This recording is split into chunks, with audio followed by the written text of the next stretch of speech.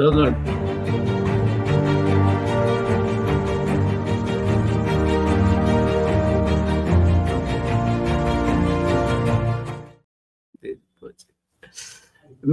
દર્શક મિત્રો, હું મારા સાથીને કહી રહ્યો હતો કે જેના ભાગ્યમાં જે સમયે જે લખ્યું તેને તે સમયે તે જ પહોંચે.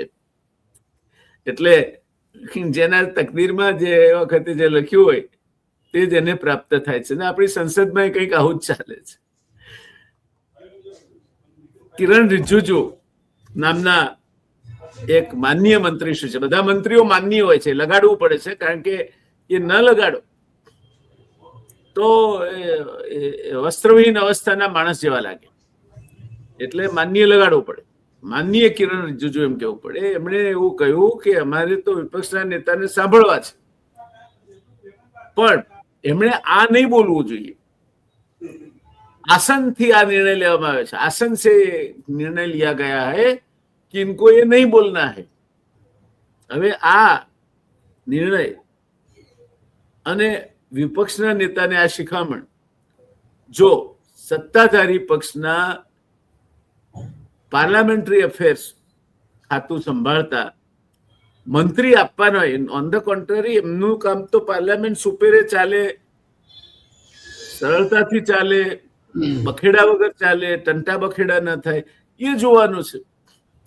એના બદલે તો એમણે નવું ગતકડું કાઢ્યું કે અમારે તો તમને સાંભળવા છે, પણ તમે અમને જે સાંભળવું ગમે એવું બોલો તો, નહીં તો નહીં. અને પછી બહાર ક્યારેક પત્રકારોને એવું પણ કહ્યું હોવાનું કહેવાય છે કે વિપક્ષ સંસદ ચાલવા નથી દેતો. ત્યારે આજે એક તટસ્થતાપૂર્ણ ચર્ચા તમારી સામે મૂકવાનું એટલે નક્કી કર્યું છે કે લોકશાહીમાં તમે જેને ચૂંટીને મોકલો છો એ લોકો તમારા હિતમાં કામ કરે છે કે નહીં, નિયમો મુજબનું કામ કરે છે કે નહીં, તમારી જે અપેક્ષાઓ છે એમાં એ ખરા ઉતરે છે કે નહીં, એ બધો સમયાંતરે તમારે જાણવું જોઈએ અને એનો અભ્યાસ કરીને નિર્ણયો લેવા જોઈએ.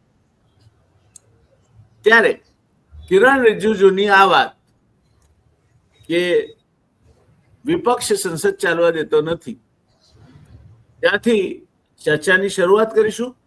આજે આપણા વિશિષ્ટ મહેમાન છે શ્રી મહેશભાઈ પંડ્યા, એક ટેકનોક્રેટ છે, પર્યાવરણવિદ છે, અને પર્યાવરણવિદ પણ આંતરરાષ્ટ્રીય ખ્યાતિ પ્રાપ્ત પર્યાવરણવિદ છે, એક વિચારક છે.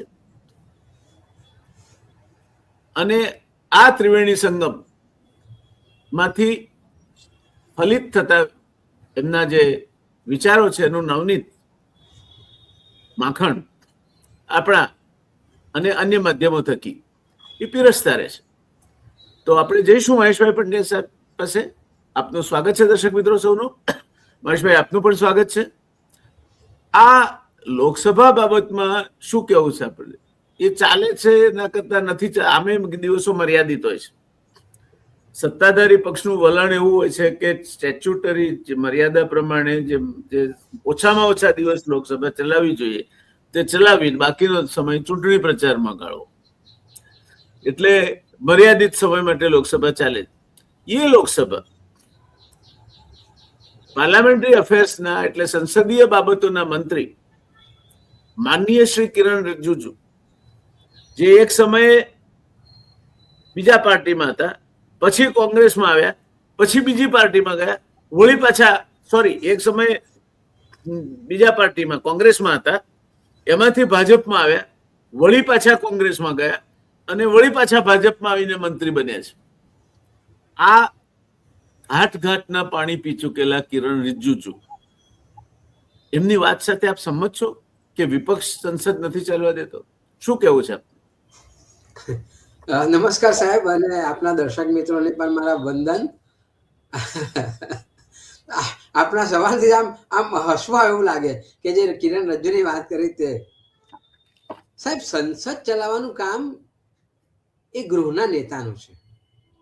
એટલે ગૃહના નેતા એટલે સંસદીયમાં તે એટલે વડાપ્રધાન પોતે, પછી એનું સંચાલન માટે સંસદીય મંત્રી હોય છે અને અધ્યક્ષ એ મોનિટર.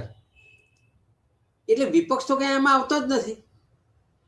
અને એના માટેની એક બિઝનેસ કમિટી હોય છે કાર્યસૂચિ નક્કી કરવા માટે. તો એ કાર્યસૂચિ નક્કી કરવા માટેની સમિતિ, સંસદીય મંત્રી, ગૃહના નેતા એટલે વડાપ્રધાન અને અધ્યક્ષ, આનો મોટો રોલ. વિપક્ષના નેતા અને વિપક્ષના એક બે સભ્યો. હા, વિપક્ષના સભ્ય બી ખરા. એટલે પેલી જે બિઝનેસ કમિટી છે એમાં એ પણ હોય છે. એમ બિઝનેસ એડવાઇઝરી કમિટીમાં એ પણ હોય છે. એ પણ હોય છે. એટલે એમનો ભાગ છે ને, ના નહીં. હવે વિપક્ષ ચાલવા દેતું નથી તો તમારી કમજોરી છે. તમે આટલા મોટી સ્ટ્રેન્થથી આવો છો, તમે એમ કહો છો કે મારી પાર્ટી વિશ્વની મોટામાં મોટી પાર્ટી છે, અમે વિશ્વગુરુ છીએ, અને વિપક્ષ તો બહુ નાનો અમથો છે, અને એ ચાલવાના કેવી રીતે બને? એટલે એ વાત ખોટી છે કિરણ રજ્જુની. સંસદ ચલાવવાની જવાબદારી એ શાસક પક્ષની, વડાપ્રધાનની, સંસદીય મંત્રીની અને અધ્યક્ષની હોય. અને એ કેવી રીતે? મને ભૂતકાળમાં તમે જાઓ તો જ્યારે અગાઉ 2014 પહેલા 10 વર્ષ એક કોંગ્રેસની મિલીજુલી સરકાર હતી, યુપીએ ગવર્મેન્ટ. અને ત્યારના પણ તમે દ્રશ્યો જુઓ, ત્યારે ભારતીય જનતા પાર્ટી વિપક્ષમાં હતું. ધાંધલ ધમાલ તોફાન બધું જ ચાલતું હતું. તો એ વખતે મને નથી લાગતું કે એ વખતના સંસદીય મંત્રીએ કે મનમોહન સિંઘે એવી ફરિયાદ કરી હોય કે આ વિપક્ષો ગૃહ ચાલવા દેતા નથી. એવી ફરિયાદો નથી થઈ.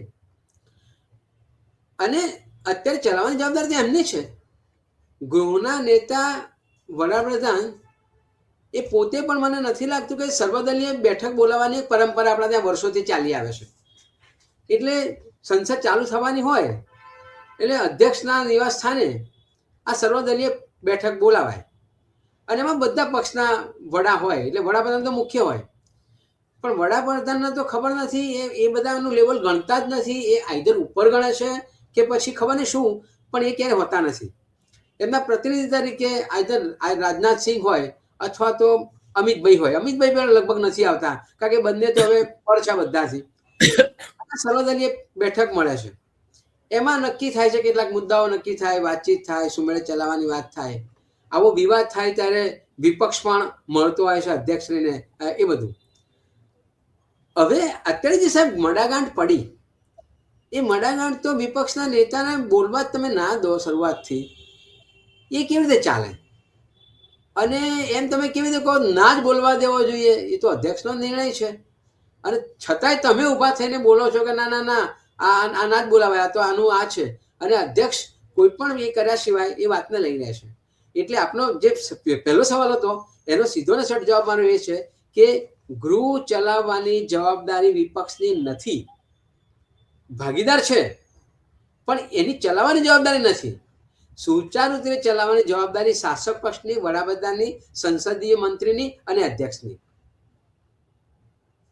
અને સાહેબ સોરી, આ તો મારા વાત કરી. આપ તો વિદ્વાન છો, અનુભવી છો, આપ કેબિનેટ મંત્રી હતા અને આપે બધું જોયું છે. એટલે આ તો મારા વ્યૂ છે. અને આ એવું નથી કે આપ એન્કર છો. આપણે ચર્ચા કરીએ, સંવાદ કરીએ છીએ. એટલે મારે પણ સાંભળવું છે કે આપનો મત શું છે. તો આપણા દર્શક મિત્રોને આપના મતની પણ ખબર પડે, કારણ કે આપ એ રીતે નથી બધી ચેનલની જેમ કોઈ એન્કર હોય ને પ્રશ્નો પૂછે કોઈ જવાબ આપે. આપણે સંવાદ કરીએ છીએ, અને આપ વડીલ છો, તજજ્ઞ છો, એટલે આપે પણ માર્ગદર્શન આપવું જોઈએ કે ચર્ચાની શરૂઆત કરવા માટે ચોક્કસ પ્રશ્ન પૂછ્યો, પણ એવું નથી. ધન્યવાદ, મને ગમશે. ધન્યવાદ મહેશભાઈ. જી, હું એ જવાબદારી સ્વીકારું છું. જી જી. અને આ ચર્ચાને આપણે બંને આગળ વધારીશું. જી. પહેલો મુદ્દો, આપે બહુ સાચી રીતે કહ્યું કે સંસદના એટલે કે ગૃહના નેતા વડાપ્રધાન છે, વિરોધ પક્ષના નેતા નથી. જી. અને ગૃહમાં સર્વોપરી અધ્યક્ષ છે. એટલે એમનું સ્થાન ઊંચું છે બધાથી. વડાપ્રધાન પણ નીચે જ એમનાથી છે, જ્યાં સુધી ગૃહની અંદરની વ્યવસ્થાનો સવાલ છે ત્યાં સુધી. અને આ કારણોસર વિપક્ષની પાસે સંખ્યાબળ નથી. તો એ તો વિપક્ષ પોતાની વાત રજૂ કરવા માટે ઉગ્ર પણ બનશે, ક્યારેક દેખાવો પણ કરશે, સૂત્રો પણ પોકારશે. આ દરિયામાં જેમ તોફાન આવે ને પછી પાછું શમી જાય ને બધું શાંતિ પ્રવૃત્તિ હોય, તે રીતે ગૃહનું વાતાવરણ બદલાતું રહેતું હોય છે. કોઈ એવો મુદ્દો આવે તો અત્યાર સુધી શાંતિથી સાંભળતું ગૃહ એકાએક ઓબાળે ચડી જાય છે. પણ મૂળ વાત એ છે મહેશભાઈ કે જે મારા અનુભવે મેં જોયું છે કે બંને પક્ષે કેટલાક સંકટ મોચકોની હાજરી પહેલા અચૂક રહેતી. ભારતીય જનતા પાર્ટીને લાગે છે ત્યાં સુધી પ્રમોદ મહાજન એમના આવા એક સંકટ મોચક હતા. કંઈ પણ ગૂંચ પડે અને પડે ત્યારે મુલતવી રહે સંસદ.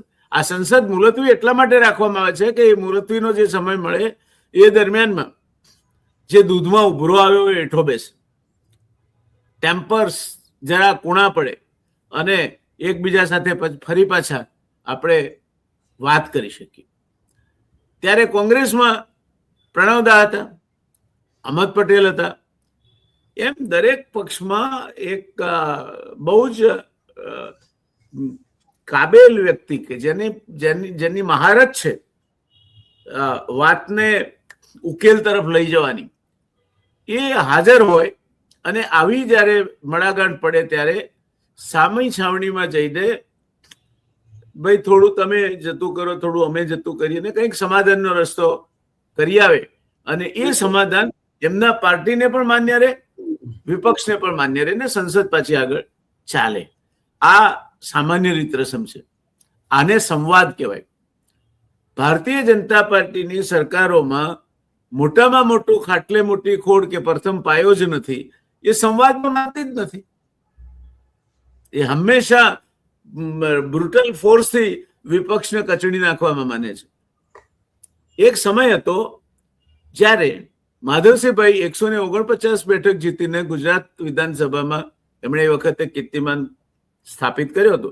એ પછી એ બેઠકોનો કીર્તિમાન ભાજપે તોડ્યો છે. કેટલાક લોકોને પક્ષ પલટા કરાવ્યા, ગમે તે કર્યું, આપણે એની ચર્ચામાં નથી જતા.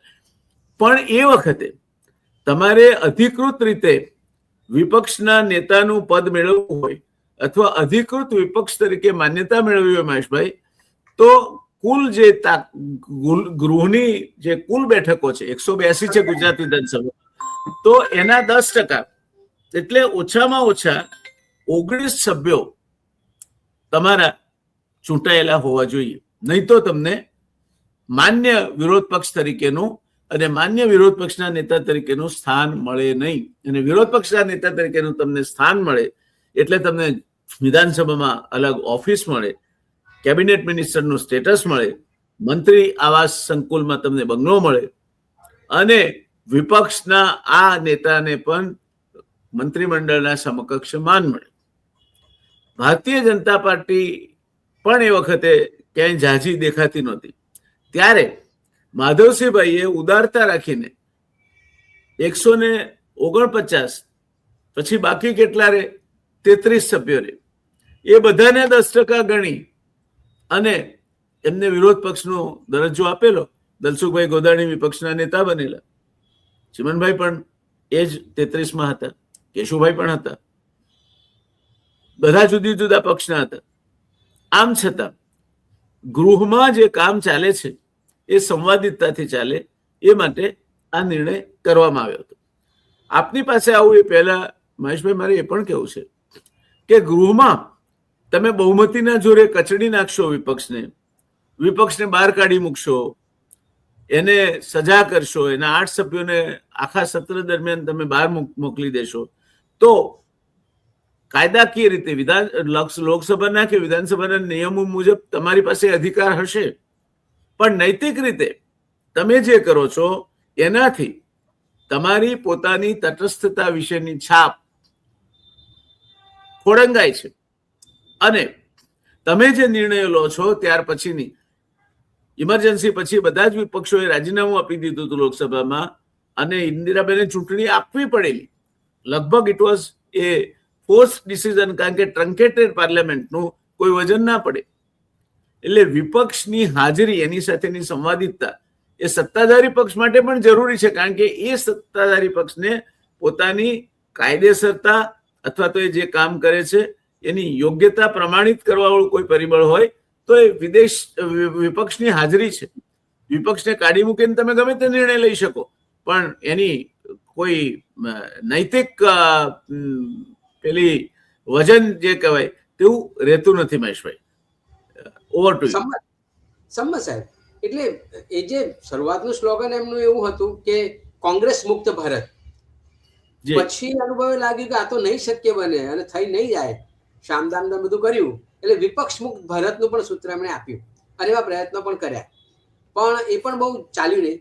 એટલે આપણે જે વાત કરી ગુજરાતની કે માધવસિંહની સરકારમાં વિપક્ષનું પદ આપેલું, આની આગળની સંસદમાં 44 ધારાસભ્યો હતા કોંગ્રેસના અને બધા ભેગા થયા હોત તો મળી જ જાય, પણ તેમ છતાં આ લોકોએ નહોતું આપ્યું. અને પછી મુશ્કેલી એવી થઈ કે મોટાભાગે બંધારણમાં એવું હોય કે વડાપ્રધાન, એક મંત્રી, વિપક્ષનો નેતા અથવા તો સુપ્રીમ કોર્ટના જજ અથવા બીજા કોઈ એ જુદી જુદી કમિટી હોય છે, એમાં વિપક્ષના નેતાનું સ્થાન હોય છે. હવે વિપક્ષના નેતા નહીં હોવાથી ઘણી મુશ્કેલીઓ પડેલી. એ સીબીઆઈના ડિરેક્ટર નિમવાના હોય કે સુપ્રીમ કોર્ટના જજ નિમવાના હોય કે આરટીઆઈના કમિશનર નિમવાના હોય કે સીએજી નિમવાના હોય, આ જુદી જુદી અથવા તો ચૂંટણી પંચના અધ્યક્ષ બનાવવાના હોય, આ બધામાં વિપક્ષ જોઈએ છે. એ આપણું બંધારણ છે. એટલે નૈતિક પેલી કાયદો જે કહેતો હોય કે 10%ની વાત સાચી છે, પણ તમારે એ રસ્તો કાઢવો પડે કે 10% ઓવરઓલ કરો તમે, અને એમાં બધાએ સ્વીકાર્યું છે તો એને નેતા બનાવો તમે, જે દલસુભાઈ ગોદાણીને બનાવ્યા હતા એ વખતની સરકારે. એમ અહીંયા પણ થવું જોઈએ, નથી થતું. એટલે એમની મનસા નથી કે વિપક્ષ હોય. અને મને યાદ છે કે પ્રધાનમંત્રી એ પહેલા સત્રમાં જયારે પહેલી 2014ની ચૂંટણી થઈ પછી એવું બોલેલા કે ક્વોલિટેટિવ વિપક્ષ જોઈએ મારે, ના ભલે નાનો હોય. એટલે એમનું વાત જ એવી છે કે વિપક્ષ તો જોઈએ જ નહીં. અમે 1-2 જણા અમારા નક્કી કર્યું છે વિપક્ષ હશે એટલે વિપક્ષ એ અમારો જ હશે. જેમ અત્યારે ભારતીય જનતા પાર્ટીના ધારાસભ્યો વિરોધ બી કરે એટલે વિરોધ બી અમારો અને સત્તા બી અમારી. એટલે ધારાસભ્ય એમ કે મારું સાંભળતી હતી સરકાર, 5 ધારાસભ્ય બોલે એટલે વિપક્ષ પણ અમે જ છીએ એમ. એ જે મનસા છે ને સાહેબ, એ બરાબર નથી અને એનાથી બહુ જ ખરાબ થયું છે. મને એ કહેવા દો કે શાસક પક્ષના સભ્યો ગમે તે ચોપડી લઈને આવે અને ગમે તે બોલે. આ ઓથેન્ટિકની વાત પણ ક્યાંથી લઈ આવે ખબર નથી પડતી. રાષ્ટ્રપતિનું ભાષણ છે એ ઓવરઓલ હોય, એટલે એના ફકરા નંબર 1ના આધારે હું આમ બોલું છું, ફકરા નંબર 2ના આધારે હું બોલું છું, રાષ્ટ્રપતિના આ વિધાનને આધારે હું આભાર પ્રકટ, એવું ના હોય. એ ઓવરઓલ ચર્ચા છે અને એના આધારે ઓવરઓલ જવાબ આપે. અને એ સંદર્ભે રાહુલ ગાંધી એક પુસ્તક લઈને આવ્યા હતા, પુસ્તક કરતા એક આર્ટિકલ લઈને આવ્યા હતા જે પબ્લિશ થયેલો હતો, એને ઓથેન્ટિક પણ કરાયો અને એની ચર્ચા સાંભળવા તૈયાર જ નહોતા. અને જ્યારે એમ કહ્યું કે ભાઈ આ પુસ્તક પ્રકાશિત નથી થયું એવું જાતે એ લોકો સ્વીકારે છે, તો અધ્યક્ષે કહ્યું કે ના, ભલે સ્વીકારતા બી હોય અને પ્રકાશિત પણ થયું હોય પણ મારે નથી બોલવા દેવું. આ જે અધ્યક્ષનું વલણ હતું, એમણે એમ બોલ્યા કે પુસ્તક ભલે પ્રકાશિત પણ થયું હોય પણ I am not going to allow the question, ask the question. આ જે વલણ હતું સાહેબ, એ તબંગ હતું. અને એમના સભ્યો ગમે તે બોલે, ગમે તે રીતે બોલે, ગાળાગાળી કરે, એની નોંધ પણ ના લેવાય, એને કોઈ ઠપકો પણ ના આપવામાં આવે, સસ્પેન્ડ ના કરવામાં આવે. અને દુઃખની વાત તો આખા દુનિયામાં કલંકિત ત્યારે થયા કે આટલા મોટા વડાપ્રધાન કે પોતે નોન બાયોલોજીકલ કહે છે, ડમરું હાથમાં લે, પોતે ભગવાન છે એવી વાત કરે છે, નિરાકાર હોય એવી વાત કરે છે, એ મને ગભરાય. ભલે અધ્યક્ષે કહ્યું કે તમે ના આવશો, પણ એમનામાં નૈતિકતા હોવી જોઈએ કે અધ્યક્ષ તમે ભલે ના પાડો પણ હું આવીશ. આ પ્રજા મારી છે, સભ્યો મારા છે, આ દેશના સભ્યો છે, અને ભલે જે થવાનું તે થાય.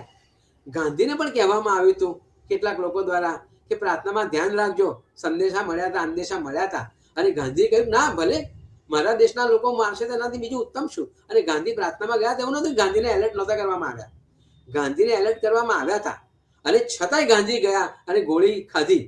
તો આટલા મોટા માણસ, વિશ્વગુરુ જેવા માણસ, અને હવે તો ભગવાન જેવા માણસ, અવતાર પુરુષ, એ પોતે સ્વીકારે છે ડમરુને ત્રિશુલ હાથમાં રહેશે, એનો મતલબ એવો થયો કે હું વિષ્ણુનો પણ અવતાર છું, મહાદેવનો પણ અવતાર છું, રામનો પણ અવતાર છું, એ બધું સ્વીકારે છે અને એનો પ્રચાર બી કરવામાં આવે છે. તો એ અધ્યક્ષે ભલે જે કહ્યું તે કહ્યું, વાંચીને સંભળાવ્યું, એમણે લખેલી સ્ક્રિપ્ટ વાંચી, પણ જે હોય તે અધ્યક્ષ બોલ્યા એમ કહેવાય. એ ક્યાંથી લખેલી સ્ક્રિપ્ટ આવી એવા નથી પડતા આપણે, પણ અધ્યક્ષે એવું કહ્યું કે મેં પ્રધાનમંત્રીનું ધ્યાન દોર્યું કે મને એવા ચિહ્નો મળ્યા છે કે આપની સલામતી નથી, અને એટલા માટે પ્રધાનમંત્રી આ વ્યાખ્યાન આપવા ના આવ્યા. સવાલ મારા બે થાય સાહેબ. પહેલો સવાલ એ કે વડાપ્રધાનની નૈતિકતાનો સવાલ છે. વડાપ્રધાને આ વાતને ટાળવી જોઈતી હતી અને પોતે આત્મવિશ્વાસતાથી ગૃહમાં આવવું જોઈતું હતું કે એમની જ સરકાર છે અને એમની સરકારમાં એમના લોકો પ્રત્યે એમને વિશ્વાસ નથી. અને અધ્યક્ષે જ્યારે આવી ખબર પડી કે આવું કોઈ કાવતરું થયું છે તો પછી સંસદનો મતલબ શું છે? ત્યાં કોઈ હથિયાર તો હોતા નથી. સફેદ કપડામાં સાર્જન્ટો સફેદ કપડામાં એટલે લખવામાં આવે છે કે શાંતિનું પ્રતીક છે. એ સાહેબ એ તમે પોલીસનો ડ્રેસ નથી હોતો, એ સફેદ કપડા હોય એને સાર્જન્ટ કહેવામાં આવે છે. તો એની પણ સગવડ છે. મને યાદ છે કે બહુ પહેલા લગભગ બીજા સત્રમાં મનમોહન સિંહના એ બોલતા હતા અને બધા જ સભ્યો આગળ આવી ગયા હતા અને હોહાને ફેંકતા હતા. તેમ છતાંય સ્થિતપ્રજ્ઞ મનમોહન સિંહે વ્યાખ્યાન ચાલુ રાખેલું અને એમને બીક નહોતી લાગી.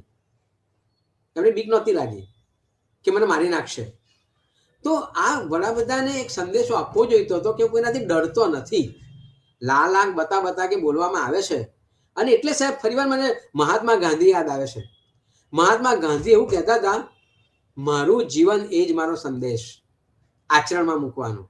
એટલે વડાપ્રધાનમાં ખુમારી હતી અને વડાપ્રધાન નીડર છે તો વડાપ્રધાન એમ કહેવું જોઈએ કે તો મારા દેશના ચૂંટાયેલા પ્રતિનિધિઓ છે, એમને વિશ્વાસ હોવો જોઈએ કે મારી પર હુમલો નહીં કરે, અને હુમલો કરે તો બી મારા દેશના લોકો છે, મારે જવું જોઈએ. આ કોઈ ત્રાસવાદીઓ, આતંકવાદીઓ, નેક્સલાઇટ લોકો નહોતા, આ કોઈ દેશદ્રોહીઓ નહોતા, આ ચૂંટાયેલા પ્રતિનિધિઓ છે, લોકોએ ચૂંટીને મોકલેલા પ્રતિનિધિઓ છે. અને બીજો સવાલ સાહેબ મારા એ થાય કે જ્યારે અધ્યક્ષશ્રીને ખબર પડી કે આવું કાવતરું ઘડ્યું છે તો અધ્યક્ષશ્રીએ કોઈ તપાસ પણ જમ્યું ખરું? અધ્યક્ષશ્રીને ક્યાંથી ખબર પડી કે આવું થયું છે? તો અધ્યક્ષશ્રીએ એ કાવતરાને નિષ્ફળ કેમ ના બનાવ્યું? એમનું કામ છે નિષ્ફળ બનાવવાનું. મને યાદ છે કે આવા નેતાઓ જ્યારે જ્યાં મુલાકાત કરતા હોય છે ત્યારે કેટલાક લોકોને હાઉસ એરેસ્ટ કરી દે છે કોઈ કારણ વગર. તો પછી એમને ખબર પડી કે આવું કાવતરું ઘડ્યું છે તો વિપક્ષના નેતાને બોલાવવાની જરૂર હતી કે ભાઈ તમારા આટલા ધારાસભ્યો દ્વારા અમને સંસદો દ્વારા અમને શંકા છે કે વડાપ્રધાનની એ માન નહીં જાળવે અને કંઈ હાથાપાઈ કરવાની શક્યતાઓ છે. આવું એમને કહેવું જોઈતું હતું, પણ એવું ના થયું અને વડાપ્રધાન ભાષણ આપવા ના આવ્યા. એટલે રાષ્ટ્રપતિના ભાષણ જ્યારે ચાલુ થાય ને લોકો બૂમાબૂમ કરતા, એનાથી ખરાબ એ થયું કે એનો આભાર પ્રસ્તાવ ગૃહના નેતાએ રજૂ ના કર્યો. આ દેશનું સૌથી મોટું કલંક છે સાહેબ. એટલે એ બહુ જ મોટું અક્ષમ્ય કહી શકાય એવી ભૂલ છે ને બહુ ખરાબ દ્રષ્ટાંત બહાર પાડ્યું છે. એટલે મારું જીવન એ જ મારો સંદેશવાળા આ દેશના ગાંધીના વખતમાં આવી કોઈ કાવતરાની ગંધ આવે અને ના આવવું અને ગભરાઈ જવું એ બરાબર નથી થયું સાહેબ. વાત સાચી છે તમારી. હું હમણાં મહેશભાઈ 9 ફેબ્રુઆરી 2026 એઝ રિસન્ટ એઝ ધેટ જાપાનમાં પાર્લામેન્ટના સ્નેપ પોલના પરિણામો આવ્યા. જી. અને એ પરિણામોમાં 1947 બાદ પહેલી વખત જાપાનની દાયત એટલે સંસદના ઇતિહાસમાં લિબરલ ડેમોક્રેટિક પાર્ટી 2/3 બહુમતી એકલા હાથે મેળવીને ચૂંટાઈ આવી અને એનો સાથી પક્ષ જાપાન ઇનોવેશન પાર્ટી એ બેની સીટો ભેગી કરીએ તો હવે લોકસભામાં દાયતમાં એ લોકોની 3/4 બહુમતી છે નીચલા હાઉસમાં. હવે એક વાત એમણે જે પ્રોમિસ કરી છે એ જાપાનના બંધારણનો અનુચ્છેદ 9 છે જે વિશ્વયુદ્ધ 2 બાદ જાપાનના બંધારણમાં સ્વીકારાયો હતો કે જાપાન પોતાના આત્મરક્ષણ સિવાય કોઈ પણ હેતુ માટે સેના ઊભી કરશે નહીં કે ખર્ચો કોઈ શસ્ત્રો વગેરેનો એ માટે કરશે નહીં. આ જે સનાએ તકાઈચી છે જે વડાપ્રધાન બન્યા, એમણે પોતાના ચૂંટણી પ્રચાર દરમિયાન કહ્યું હતું કે આપણે આ સેક્શન 9 ને બદલીશું. બદલવા માટે 2/3 બહુમતી જોઈએ જે એમની પાસે આવી ગઈ, ઉપલા ગૃહમાં બહુમતી જોઈએ જે એમની પાસે છે. પણ ત્યાર પછી જાપાનમાં જે બંધારણ છે એ પ્રમાણે આ લોકો મંજૂર કરે બંને ગૃહો કે જાપાને પોતાનું સૈન્ય રાખવું, 2% જેટલો જીડીપીનો ખર્ચ એ સૈન્ય પાછળ કરવો, આ બધું મંજૂર કરે. ત્યાર પછીની જોગવાઈ ઇન્ટરેસ્ટિંગ છે. એ કહે છે કે આ બહુ જે બજેટના સ્વરૂપમાં બહુ મોટો તાત્વિક ફેરફાર છે. એટલે આને પ્રજા સામે લઈ જવાનો, રેફરેન્ડમ લેવાનો, અને જો જાપાનની પ્રજા બહુમતીથી આ માન્ય રાખે તો જ આ સુધારો થાય. સત્તાધારી પક્ષ 3/4 બહુમતી ધરાવતો હોવા છતાં જાપાનમાં નથી કરી શકતો. ત્યારે તમે તો થૂંકના સાંધે એક બાજુ નીતિશ કુમાર ને એક બાજુ નાયડુ, બેની બૈસાખી એટલે બગલઘોડીઓ ઉપર નભો છો. તમે શું સમજો છો તમારી જાતને? તમે માલિક છો, દેશના સંસદના માલિક છો. રિજુજુ જે રીતે વાત કરતા હોય છે એમાં તો એક જેને કહેવાય કે અભિમાન, એનું તમને તાદ્રશ્ય દર્શન થાય. અને ઇનાવે એ અત્યારની જે સત્તાધારી પક્ષની સરકાર છે એની મનીષા શું છે અને એની વિચારસરણી શું છે એ બાબતમાં ખૂબ આપણને ચિંતા કરાવે તેવી સમજ પૂરી પાડે છે. એટલે આપે જે કહ્યું એ તો જાપાનના દાખલાની સરખામણીમાં તો અહીં કઈ નથી બહુમતી. 3/4 બહુમતી છે, તે 3/4 અને છતાં પણ એ લોકો વિપક્ષને એમ નથી કહેતા કે વિપક્ષ મુક્ત જાપાન થઈ ગયું. ના, 25% વિપક્ષની સીટો છે. એટલે આ પરિસ્થિતિ જો તમારે લોકશાહી વ્યવસ્થાને જીવંત રાખવી હોય તો સ્વીકારવી રહી. કારણ કે આજનો વિરોધ પક્ષ એ આવતીકાલે સત્તાધારી પક્ષ બનવાનો છે. ભારતીય જનતા પાર્ટી એ કઈ રીતે ભૂલી શકે કે 1985માં લોકસભામાં આખા દેશમાંથી માત્ર 2 જ સાંસદો, માત્ર 2 જ બેઠકો, એક લક્ષ્મણ અને એક આપણા એક ડોક્ટર A.K. પટેલ, 2 જ બેઠકો ભારતીય જનતા પાર્ટીને મળી હતી. એ ભારતીય જનતા પાર્ટી લોકશાહીના સીડીઓ ચડતા આજે એ સ્તરે પહોંચી છે કે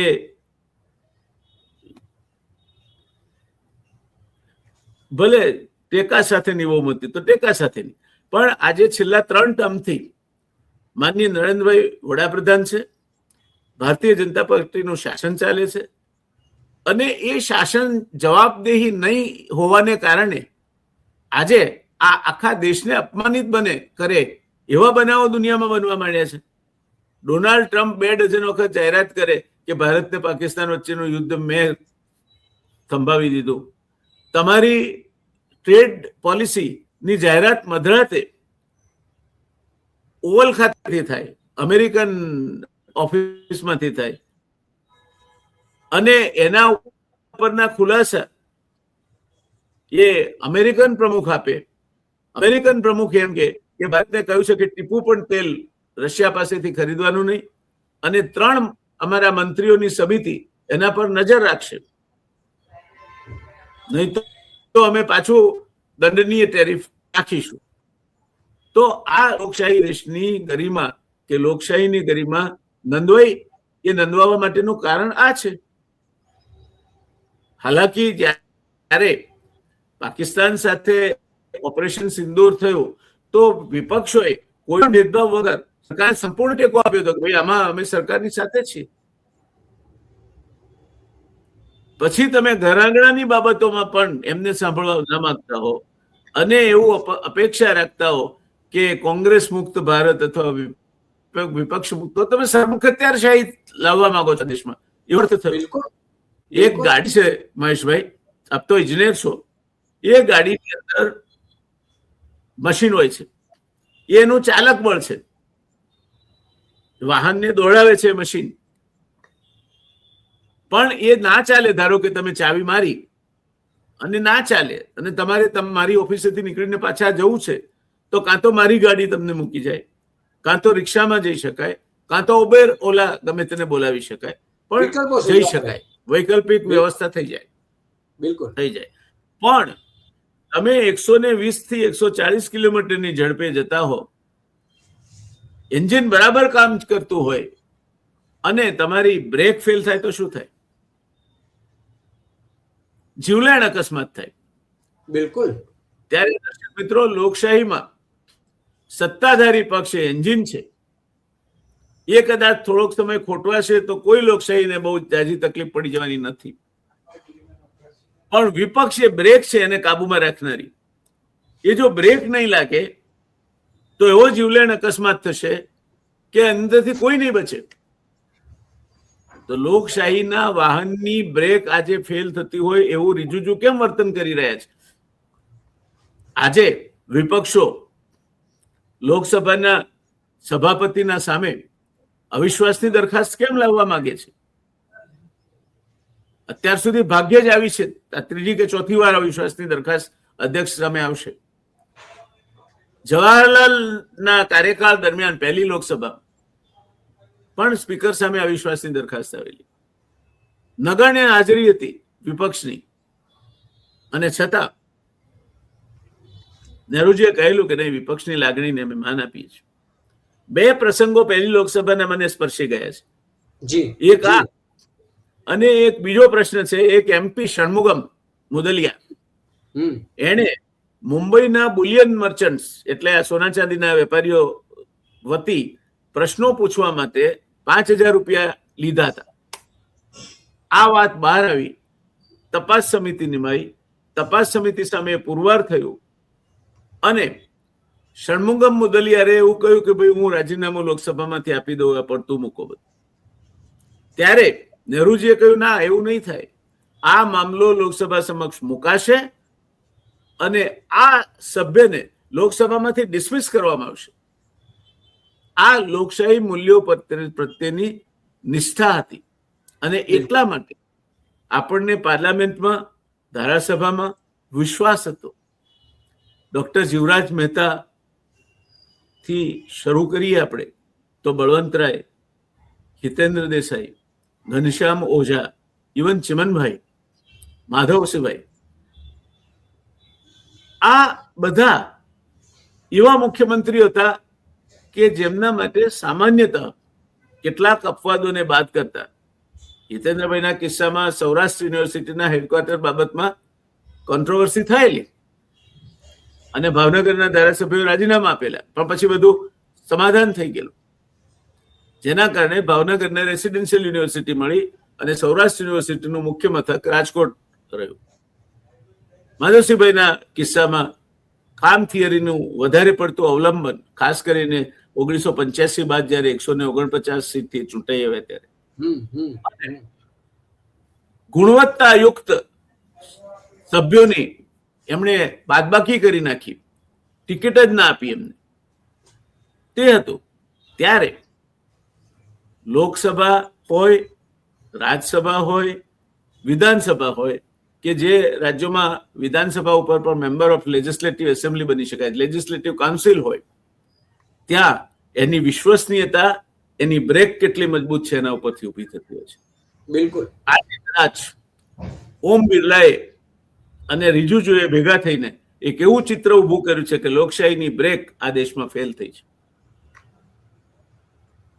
અને માનનીય પ્રધાનમંત્રી શ્રી, માનનીય ગૃહમંત્રી શ્રી, માનનીય સંરક્ષણ મંત્રી શ્રી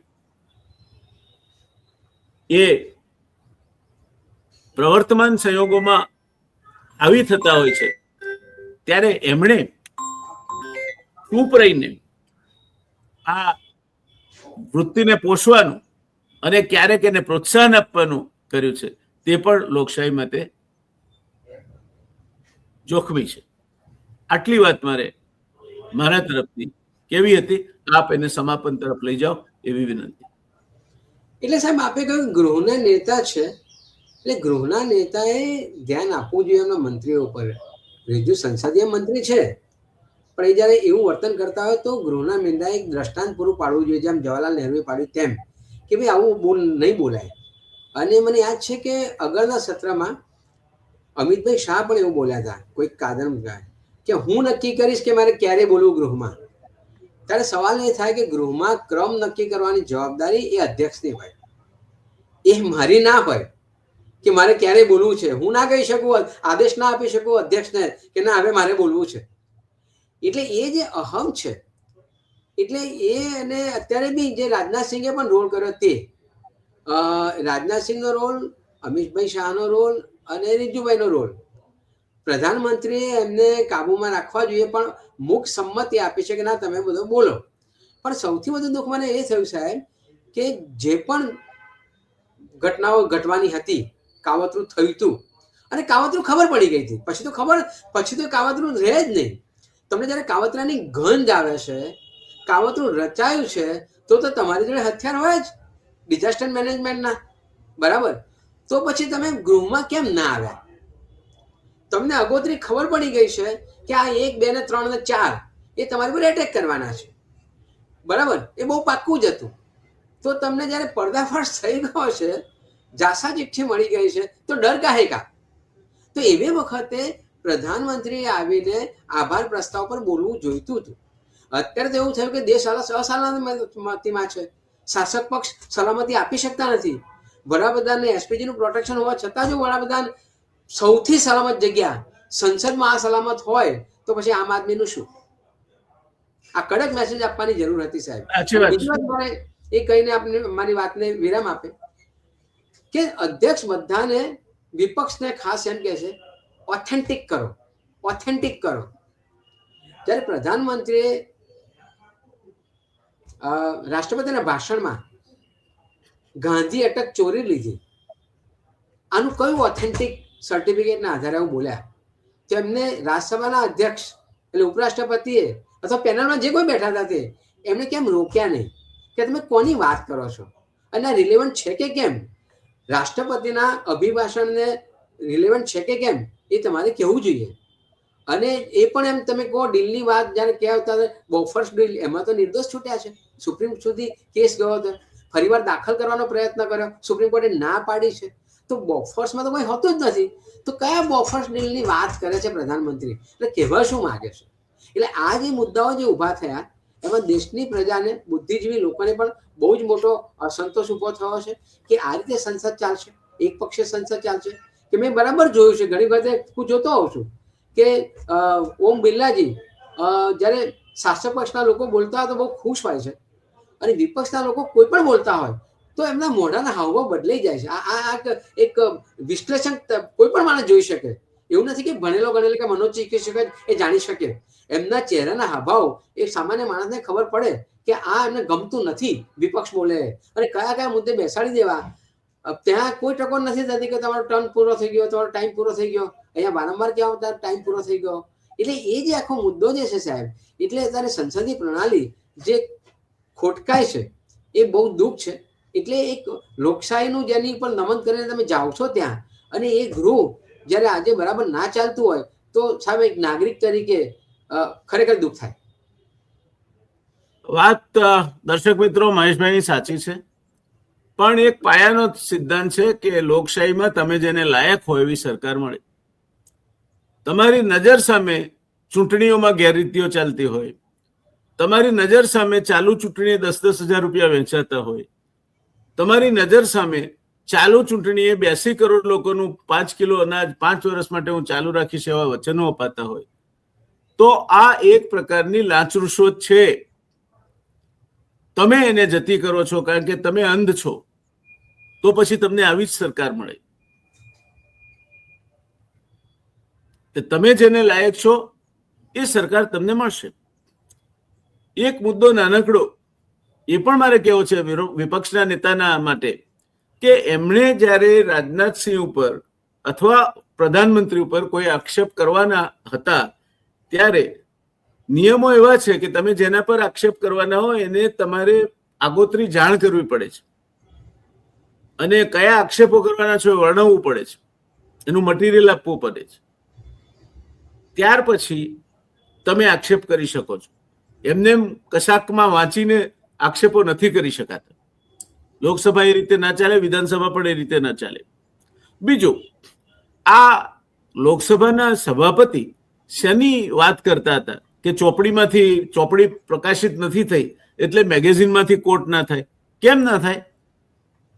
મેગેઝિન પણ રજિસ્ટ્રાર ઓફ ન્યૂઝપેપર જે છે ભારત સરકારના, ત્યાં રજીસ્ટર થયેલું હોય છે, અને જો એને કોઈ ખોટી વાત છાપી હોય તો માનનીય પ્રધાનમંત્રીશ્રી પાસે, માનનીય સંરક્ષણ મંત્રીશ્રી પાસે અને ભારતીય જનતા પાર્ટી પાસે એમના પર ફરિયાદ કરવાનો, બદનક્ષીનો દાવો કરવાનો રસ્તો ખુલ્લો છે.